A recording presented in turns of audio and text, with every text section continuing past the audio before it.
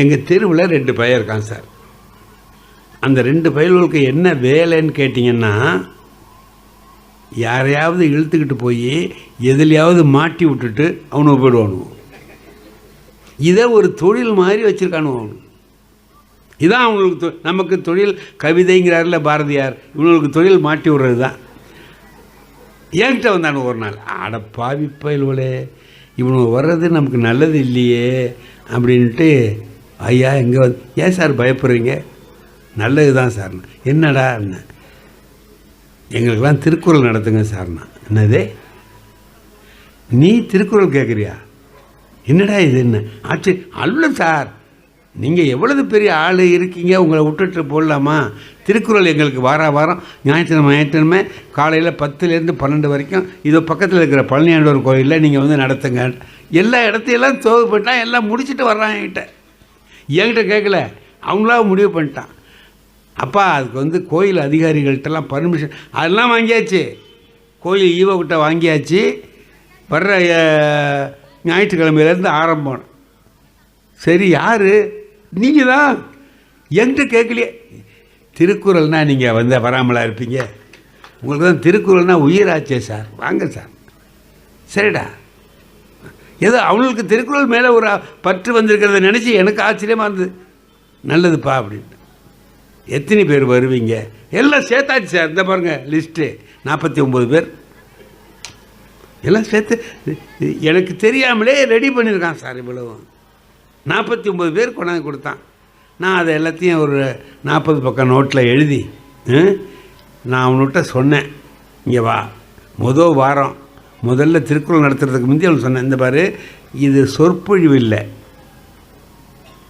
வகுப்பு. ஒழுங்காக கேட்கணும், குறிப்பு எழுதிக்கணும். அடுத்த வாரம் நான் கேள்வி கேட்பேன், வாரம் நடத்துனதில் நீங்கள் பதில் சொல்லணும். வராமல் இருக்கக்கூடாது எவனுமே, கரெக்டாக வரணும். இந்த வாரம் 10 பேர் வருது, அடுத்த வாரம் வேறு 10, அந்த மாதிரிலாம் வச்சக்கூடாது. ஒழுங்காக வந்தீங்கன்னா தான் நடத்துவேன் அப்படின்னு. அதுக்கு ஒருத்தன் அவன் சொன்னான், அந்த 2 பேரில் ஒருத்தன் சொன்னான், சார் உங்களை இங்கே வர சொன்னதே நாங்கள் தானே, நீங்கள் என்ன கண்டிஷன்லாம் போடுறீங்க? நாங்களாம் வருவோம் சார், நீங்கள் வாங்க சார், நீங்கள் அதை பற்றியெல்லாம் கவலைப்படாங்க சார், வாங்க சார். இல்லை வரணும், ஒழுங்காக வந்துடணும். அதெல்லாம் வர்றேன். 49 பேர் வந்துட்டான்.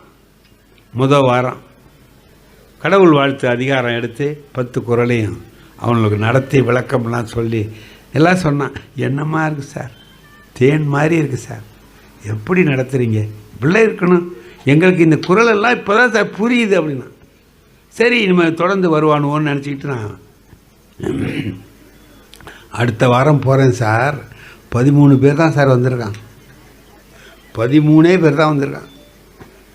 நான் கேட்குறேன், எங்கடா 36 பேரை காணுமேன்னு. 13 பேரில் ஒருத்தர் சொல்கிறான், சார் வந்தவங்களுக்கு நடத்துங்க சார், நீங்கள் ஏன் வராதவங்களை பற்றி கவலைப்படுறீங்க? உங்களுக்கு வந்தவன் முக்கியமாக வராதவன் முக்கியமா? டேய், நான் அன்றைக்கி என்னப்பா சொன்னேன் உங்களுக்கு? கரெக்டாக வரணும். நீங்கள்லாம் சொன்னீங்க, அதெல்லாம் உண்மை தான். அவங்களாம் ஒரு முக்கியமான வேலையாக போயிருக்கானுங்க சார். இப்போ எனக்கு என்ன நினைப்புன்னா, முக்கியமான வேலையாக போயிருக்கான்னா அப்போ திருக்குறளை முக்கியம் இல்லைன்னு முடிவு பண்ணிட்டான்னு அர்த்தம். 2வது, வேறு வேலை இல்லாதவன் இவன் நம்மளை முடிவு பண்ணிட்டான்னு அர்த்தம். அவருக்கெல்லாம் வேலை இருக்குதான், எனக்கு மட்டும் நான் என் வேலையெல்லாம் விட்டுட்டு தானே நான் வர்றேன். அவனும் வந்து வேலை இருக்கிட்டு போகிறானுன்ட்டு இந்த வேலையெல்லாம் இங்கே என்கிட்ட வச்சுக்காத. நான் என் வேலையெல்லாம் விட்டுட்டு தான் இங்கே வர்றேன். இல்லைன்னா நான் வேறு எங்கேயாவது போவேன். அதை விட்டுட்டு உங்களுக்காக திருக்குறள் நடத்த வர்றேன். நீங்கள் என்ன முக்கியமான வேலையாக போயிருக்காருன்னு சொல்கிறீங்க? ஏண்டா அதெல்லாம் இதில் சரியாக வராதுப்பா, விட்டுருங்கப்பா. இந்த வாரத்தோடு உங்களுக்கு சரி வந்துட்டீங்க, நடத்துகிறேன் அப்படின்னு வான் சிறப்பு அதிகாரத்தை எடுத்து நடத்தினேன். 13 பேரும் கேட்டான். முடிச்சுட்டு இன்னமா கிடையாதுப்பா, நீங்கள் உங்கள் வேலையை பாருங்கள், நான் என் வேலையை பார்க்க. செவத்திக்கண்ணுன்னு ஒருத்தர் பெரியவர் அங்கே உள்ளவர், அவர் என்ன பண்ணார், தம்பி என்ன பேச்சு பேசுகிறீங்க நீங்கள்? இந்த பயலுவை வரலைங்கிறதுக்காக வேண்டி திருக்குறளை நீங்கள் நடத்த மாட்டீங்களா? நாங்கள் போய் திருக்குறளை படித்து எங்களுக்கெல்லாம் புரியுதா? நீங்கள் ஏதோ 4 செய்தி சொன்னீங்கன்னா வாரத்தில் ஒரு நாளைக்கு நல்ல செய்தி ஒரு 2 மணி நேரம் கேட்டு போகிறோன்னு எனக்கு சந்தோஷமாக இருந்துச்சு. வரலங்கிறீங்க. நீங்கள் வாங்க, அடுத்த வாரம் நீங்கள் வந்துடுங்க, கூட்டத்தை சேர்க்குறது என் வேலைன்னார். என்னென்ன அதை பற்றி நீங்கள் கவலைப்படாதீங்க, அடுத்த வாரம் நீங்கள் எங்கேயும் போயிடாதீங்க, வந்துடுங்க. சரின்ட்டேன். சனிக்கிழமை அன்னைக்கு பார்க்குறேன் சார், வெளியில் ஒரு போர்டு வச்சுருக்கார். அதில் எழுதியிருக்கிறார், நாளை ஞாயிற்றுக்கிழமை இந்த கோயிலில் திருக்குறள் வகுப்பு நடைபெறும். நடத்துபவர் புலவர் சண்முக வடிவேல். நேரம் காலை 10 to 12 வரை. எல்லோரும் வருக அப்படின்னு எழுதிட்டார். ஒரு பெரிய கோடு போட்டுட்டு கீழே குறிப்பு, விநியோகம் சர்க்கரை பொங்கல் புளியோதரைன்னு போட்டு.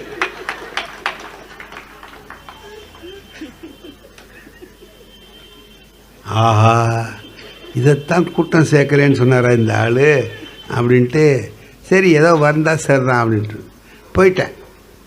மறுநாள் காலைல 10 மணிக்கு போய் வகுப்பு நடத்தலான்ட்டு போகிறேன் சார். இப்போ இந்த இடம் இருக்குல்ல, இதில் நான் இப்படி தானே உள்ளே வரணும், இங்கே வரணும்ல.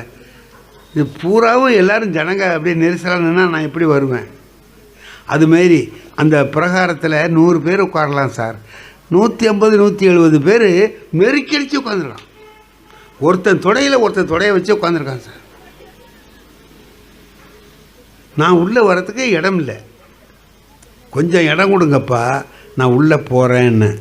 அதுக்கு அங்கே உட்காந்தவன் சொல்கிறான், இங்கேயே உட்காரியான்னு.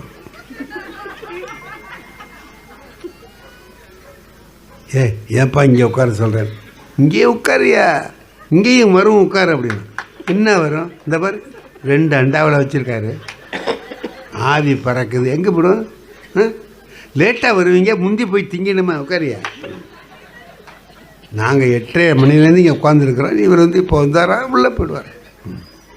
இந்த நான் யார் தெரியுமா? யாராக இருந்தால் என்னையா, அது நிறைய இருக்கியா, வரியா உட்காரு. நான் தான் திருக்குறள் நடத்தணும். அதுக்கு அவன் சொன்னான், இதே மாதிரி சொல்லிட்டு தான் 7-8 பேர் உள்ளே போயிட்டான்னு.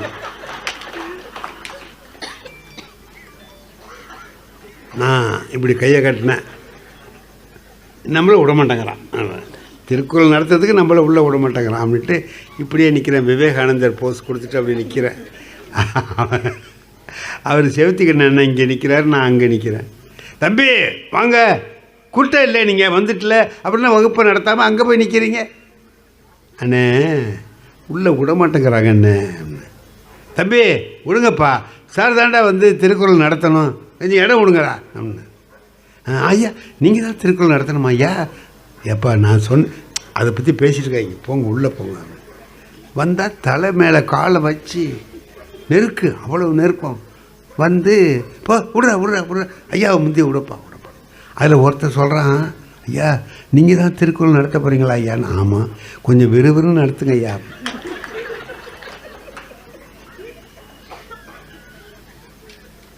நான் என்ன நினைக்கிறேன், நான் முட்டாள்தனமாக நினைக்கிறேன், திருக்குறளை அவசரமாக கேட்கணும்னு நினைக்கிறான் போல இருக்குன்ட்டு நடத்துகிறேன்ப்பா. போய் உட்காந்து ஒரு 3 திருக்குறள் நடத்தினேன். எதுக்க ஒருத்தர் உட்கார்ந்த ஆள் எழுந்தார். ஐயா ஒரு சந்தேகம் இல்லைன்னார். பொதுவாக பாடம் நடத்துகிறவனுக்கு யாராவது சந்தேகம் கேட்டால் ரொம்ப சந்தோஷமாக இருக்கும்.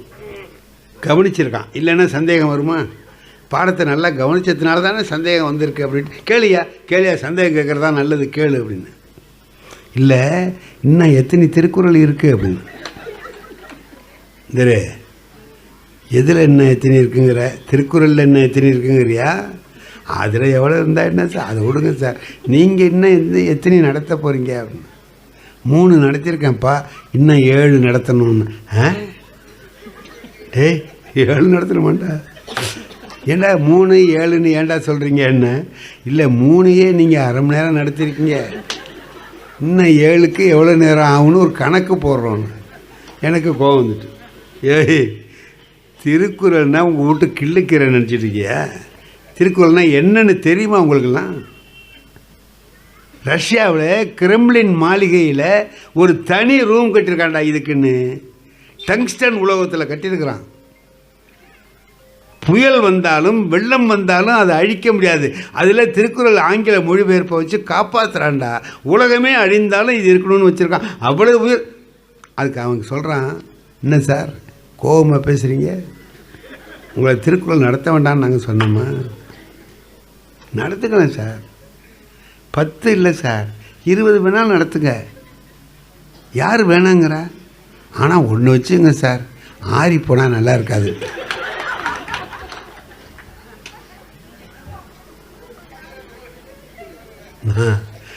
நான் அப்போவும் நான் முட்டாள்தனமாக கேட்குறேன், நீ எதை சொல்கிற? அடையா சார், 2000 வருஷமாக ஆறாமல் இருக்குது, அது இன்னமே ஆகிட போகுது. அது ஒன்று. இந்த சக்கரை பொங்கல் மட்டும் சார், அந்த சூட்டோடு சாப்பிட்டா நல்லாயிருக்கும். 1 மணி நேரம் போனால் நல்லா இருக்கு. ஏண்டா அவனுக்கு சக்கரை பொங்கல் விட திருக்குறள் மட்டமாக போயிட்டு இல்லை அப்படின்னா, சார் திருக்குறள் வேறு சக்கரை பொங்கல் வேறு சார், ரெண்டையும் நீங்கள் கம்பேர் பண்ணாதீங்க அப்படின்னா. அப்புறம் என்ன நீ திருக்குறள் சார் 2000 வருஷமாக சார் ஆகுது. ஆமாம், ஒரு எழுத்தாவது மாறி இருக்கா சார்? அகர முதல அதே அகர முதல 2000 வருஷமாக வருது, மாறாது சார். ஆனால் சக்கரை பொங்கல் அப்படி இல்லை சார், இப்போ உள்ள டேஸ்ட்டு 2 மணி நேரம் கழிச்சு இருக்காது சார். அதனால் நீங்கள் நம்ம சாப்பிடுவோம், அப்புறம் நீங்கள் நடத்துங்களேன், நீங்கள் நடத்துங்களேங்கிற அவன் போடுவான், அப்புறம் நீங்கள் நடத்துங்க அப்படின்னா. நான் சொன்னேன், அண்ணே இனிமே தாங்காதுண்ணே, கொடுத்துருங்க. அவர் இலையில் எடுத்து வச்சு எல்லாருக்கும் சக்கரை பொங்கல் புளியோதரை எல்லாம் வச்சு கொடுத்துட்டார். எல்லாம் சாப்பிட்டுட்டு இருக்கான். நான் சொன்னேன், எப்பா அங்கே ஒருத்தன் சொல்கிறான் சக்கரை பொங்கலை அது நேரத்தோடு சாப்பிட்ணுங்கிறது நான் சொல்லியா சார் உங்களுக்கு தெரியணும் அப்படின்னா. ஏன் என்ன விஷயம்? நாங்களாவது ஒரே ஊரில் திங்கிறோம், நீங்கள் ஊர் ஊராக போய் திங்கிறீங்க அப்படின்னு. ஏப்பா விட்றா, அதோட விட்றா, நான் வச்சாச்சில்ல, சாப்பிடுங்கடாப்பா. சாப்பிட்றான், நல்லா சாப்பிட்டான். நான் சாப்பிடும்போதே சொன்னேன், திருக்குறளை நான் ரொம்ப விரிவாக நடத்துகிறேன்னு நினச்சால் எப்படி சுருக்கமாக நடத்தலாங்கிறத நீங்கள் யோசனை சொல்லுங்கள். யோசனை சொல்லிட்டு போங்க, அது மாதிரி நடத்துவோம். ஒரு குறள் பொருள் அவ்வளோ மட்டும் சொல்லுங்கள், போகிற விளக்கம்லாம் எங்களுக்கு வேண்டானியா, சரி எப்படியாவது நீ படிச்சினா போகிறோம், அதை நான் சொல்கிறேன் அப்படின்னு சொன்னேன். ஒருத்தன் சாப்பிட்டுட்டு கையெல்லாம் கழுவுனான் சார். அங்கேருந்து வந்தான், யோசனை கேட்டிங்களேன்னா. ஆமாப்பா சொல்லு, எப்படி நடத்தலான்னு யோசனை சொல்லு. சக்கரை பொங்கல் புளியோதரை இருக்கும்போது கொஞ்சம் சுண்டல் சேர்த்தா நல்லாயிருக்கும், இது என்னுடைய யோசனைன்னா. நான் எதுக்கு யோசனை கேட்குறேன், இவன் எதுக்கு யோசனை சொல்கிறான்? நான் அன்னைக்கு நெட்டினது தாங்க திருக்குறளை, இனி தொடப்படாது. இந்த பயல்களுக்கு திருக்குறள் நடத்துகிற வேலை வச்சுக்கப்படாது. என்ன நான் செலுத்திக்க நான் என்கிட்ட சொன்னேன், அண்ணன் நம்ம ஒரு 10 பேர் உட்காந்து படிப்போம்னே, யாருக்கு ஆர்வம் இருக்கோ அவங்க படிக்கணும்.